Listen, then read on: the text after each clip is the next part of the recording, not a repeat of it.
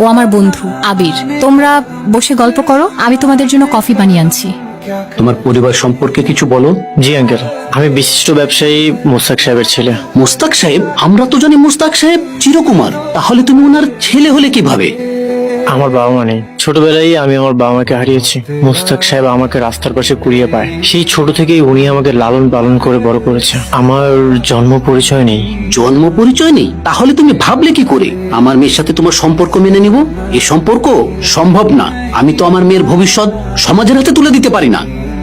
বাবা, আবির কোথায়? চলে গেছে, কেননা এই সম্পর্ক সম্ভব না, সমাজ এটা মেনে নিবে না। সমাজ তো কত কথাই বলে বাবা, সব কথা কি শুনতে হবে? আবির খুব ভালো ছেলে, আমি আবিরকেই বিয়ে করব। এটা আমাদের পরিবারের মান সম্মান জড়িত। সমাজ কি আমার দুঃখ কষ্ট মেনে নিবে নাকি বুঝবে? আমি ডিসিশন নিয়েছি, আমি আবিরকেই বিয়ে করব। সমাজকে নিয়ে আমার বাবা, বাবা কি হলো তোমার? ডাক্তার আঙ্কেল, আপনি তাড়াতাড়ি চলে আসেন। বাবা। নিশাদ, কি হয়েছে? হঠাৎ ডাকলে যে? আবির, আমি অনেক ভেবেছি, আমি আর আমাদের সম্পর্কটা কন্টিনিউ করতে পারবো না। কেন? আমি কিছু করেছি? আমি কোনো ভুল করেছি? তুমি কিছু করনি, আসলে আমার বাবা, ছোটবেলা থেকে আমার বাবাই আমার কাছে সবকিছু। আমার মা তো মারা গেছে অনেক আগে, আমার বাবাই আমার মা বাবা দুজনের অভাব পূরণ করেছে। আমার জন্য যদি আমার বাবা মারা যায়, সেটা আমি কোনোভাবেই মেনে নিতে পারবো না আবির। তোমাকে না পাওয়ার আক্ষেপটা আমার সারা জীবন রয়ে যাবে।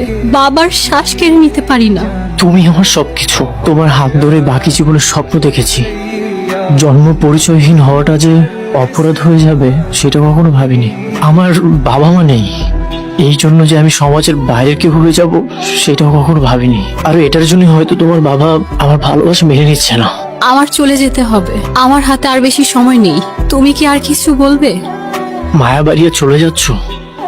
মানুষ চোখের মায়ায় পড়ে, হাসির মায়ায় পড়ে, অতি ক্ষুদ্র ক্ষুদ্র জিনিসের মায়ায় পড়ে। মানুষ এই মায়ায় পড়ে জীবন ধ্বংস করার জন্য। ভালোবাসা কমে যায়, কিন্তু কারোর প্রতি মায়া কখনো কমে না। এই মায়া নামক জটিল অনুভূতি থেকে যায় জীবনের শেষ নিঃশ্বাস পর্যন্ত। নিশাদ, আমাকে আর 5 মিনিট সময় দিবে? কেন? আমি তোমাকে অনেক ভালোবাসি আবির। আমি আর তোমার দিকে তাকাতে পারবো না, তাকালে আর ফিরে যেতে পারবো না। তুমিও পেছন ফিরে আমার দিকে আর তাকাবে না। বাস্তবতা বড় কঠিন আবির।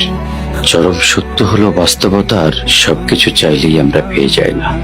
আমি জানি তুমি অনেক কষ্ট পাচ্ছ, তবুও বলবো তুমি তোমার স্বপ্নের দিকে, তোমার কর্মের দিকে মনোযোগ দাও। বাস্তবতা কখনোই আমাদের মনের মতো করে হয় না, মেনে নিতে হয়, মানিয়ে নিতে হয়। এই তো জীবন। তাই তো বলছি, বাস্তবতাকে মেনে নাও। ঠিক আছে বাবা, মেনে নিলাম।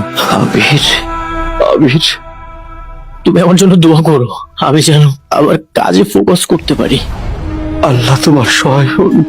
আমি আছি, সবসময় তোমার পাশে আছি।